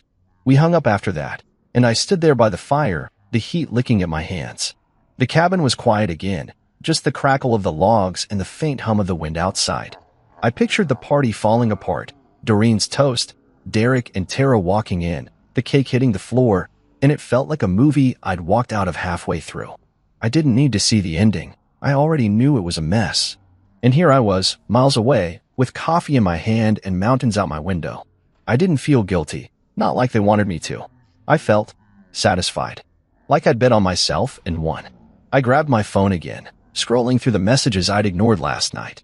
Trent, Doreen, Kylie, all the same noise, trying to drag me back into their drama. I didn't answer. What was there to say? They'd made their party, and it had blown up in their faces. I wasn't the one who'd knocked over the cake or started the yelling. I took my coffee back to the couch and sat down, stretching my legs out. The sun was climbing higher now, turning the snow outside into a sheet of white fire. I thought about Eli for a second, his little hat, his cries, and it tugged at me, but not enough to pull me under. I'd see him soon, away from all that mess, just me and him. The fire popped, sending a spark up the chimney, and I leaned back, letting the warmth settle over me. Amira's call had been a gift, a front row seat to their collapse without having to sit through it.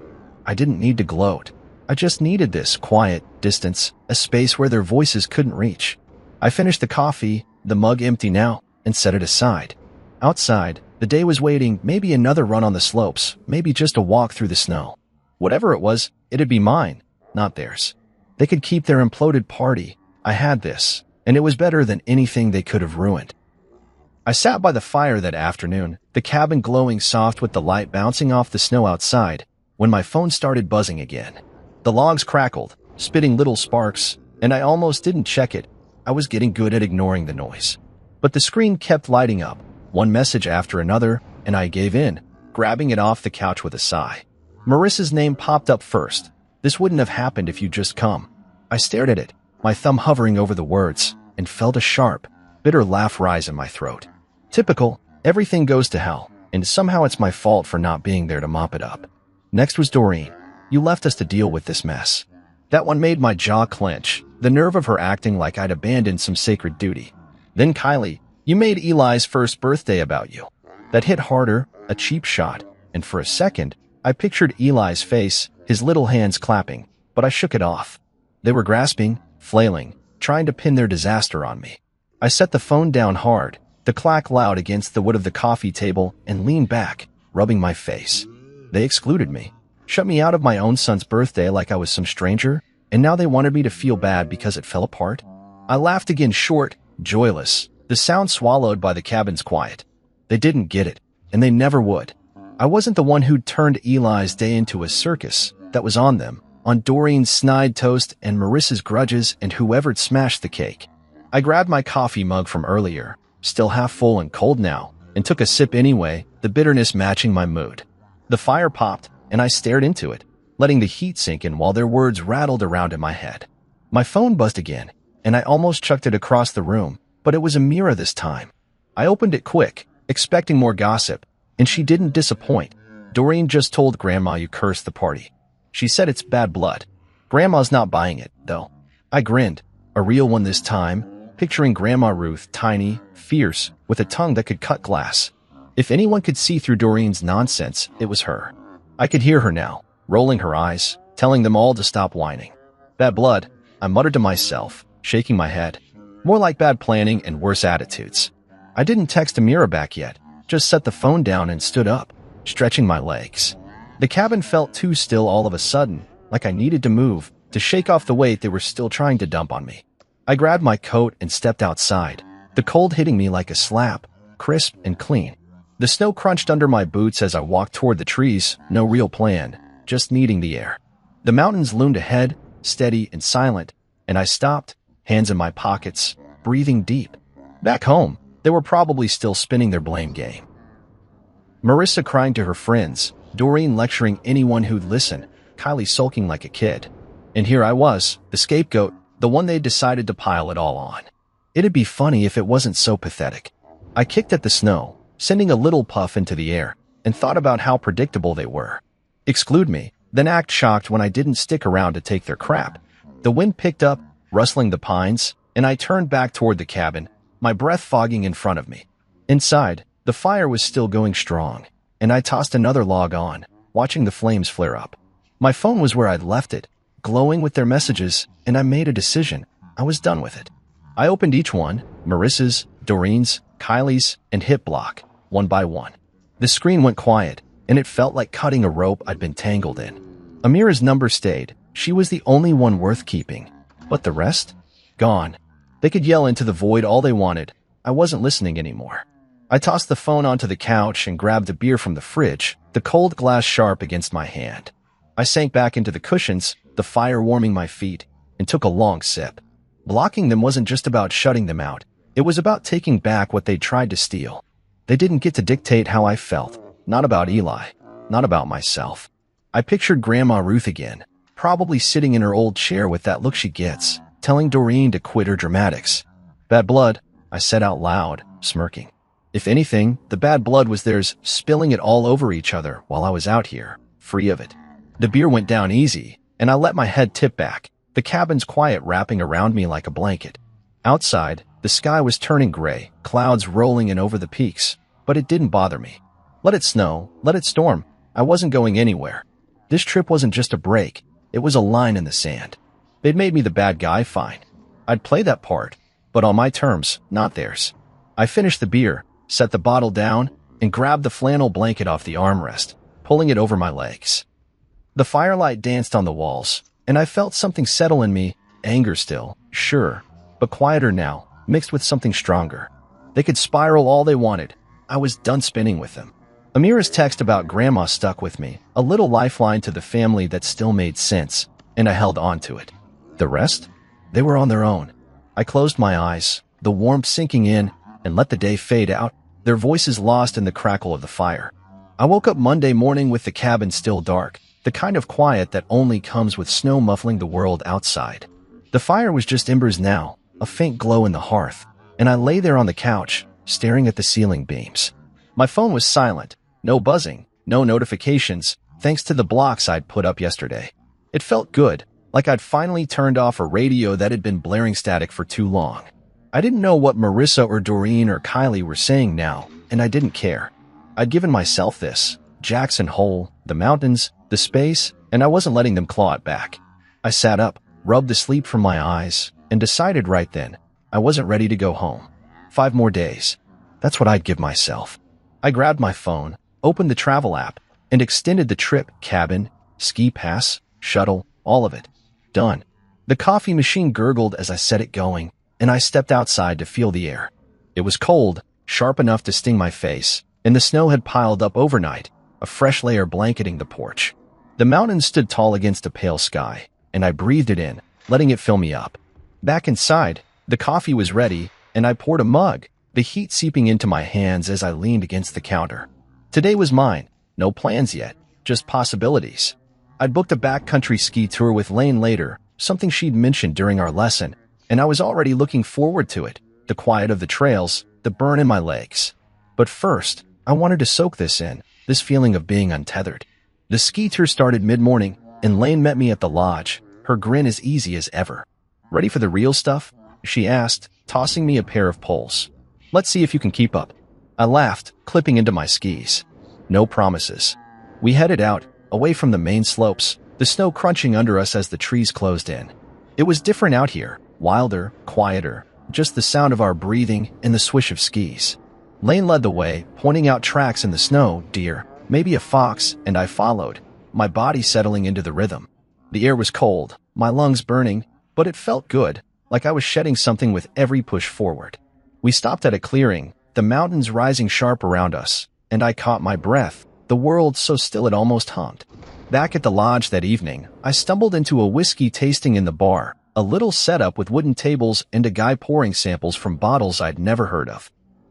I joined in, sliding onto a bench next to a couple from Vermont, Mel and Jonas. They were older, maybe 60, with quick laughs and stories about skiing here every winter.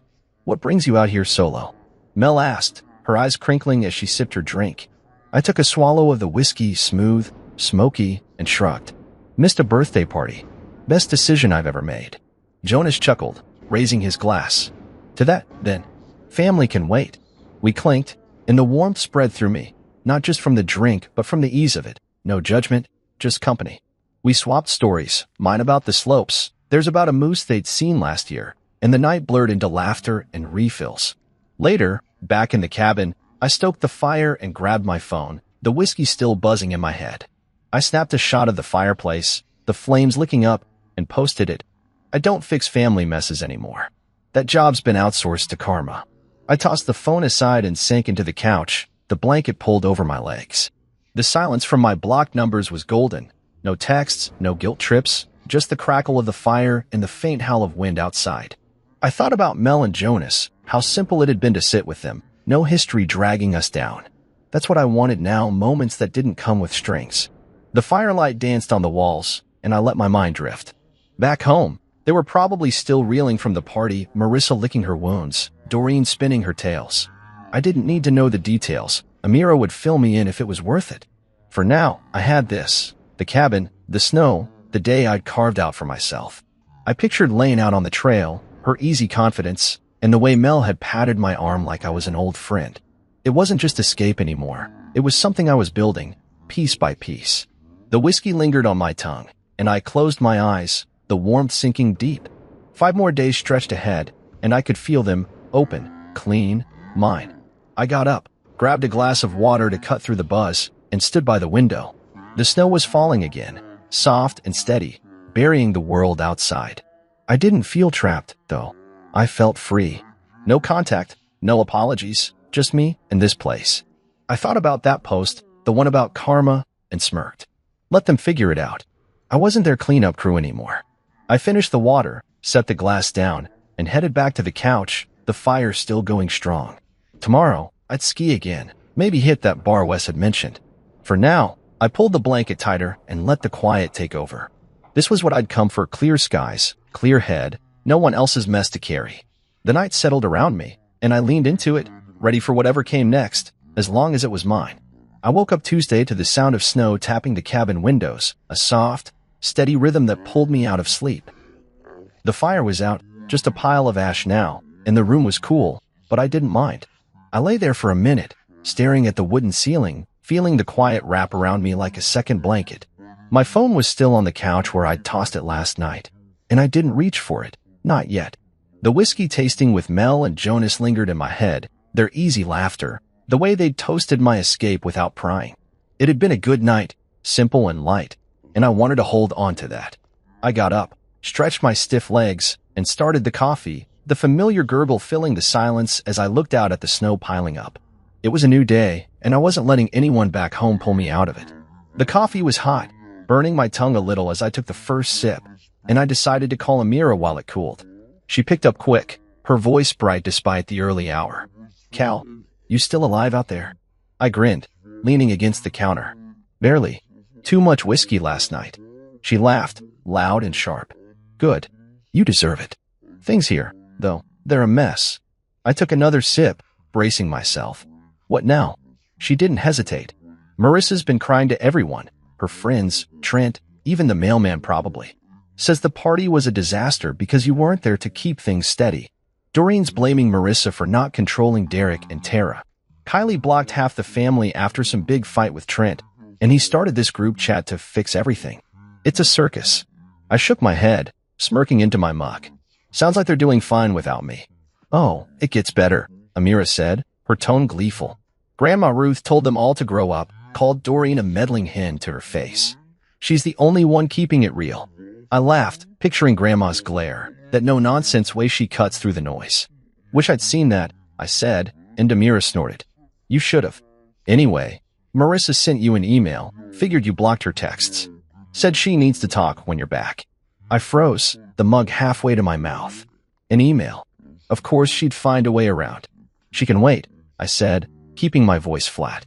I'm not rushing back to play therapist. Amira's voice softened. Good. Stay out there, Cal. They'll figure it out, or they won't. Not your problem. We hung up, and I set the phone down, staring at it for a second. An email. I didn't open it, didn't even look for it. Whatever Marissa wanted, it could sit there, unread, until I was ready. If I ever was. I finished my coffee and grabbed my ski gear, the routine settling me. The snow was still falling outside, light and steady, and I headed for the slopes, the shuttle picking me up with Wes at the wheel again. Back at it? He asked, grinning. Can't stop now, I said, and he nodded like he got it. Lane was waiting at the lodge, and we hit a steeper run this time, my legs burning as I carved through the powder. I went faster, freer, the wind whipping past, and it felt like I was leaving more than just tracks in the snow. After the run, I stopped at the lodge gift shop, my breath still fogging in the cold. I wandered the aisles, not looking for much, until I saw it, a small sketchbook, leather-bound, with a pencil tucked in the spine. It caught my eye, and I grabbed it, an idea sparking. Back at the cabin, I stoked the fire and sat down, the book open on my lap.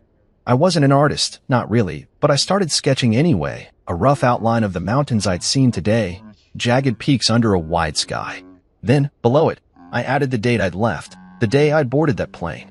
My liberation day. It wasn't perfect, but it was mine, and I liked how it looked, simple, solid, a mark of something I'd claimed. I thought about turning it into a tattoo, something permanent to carry with me.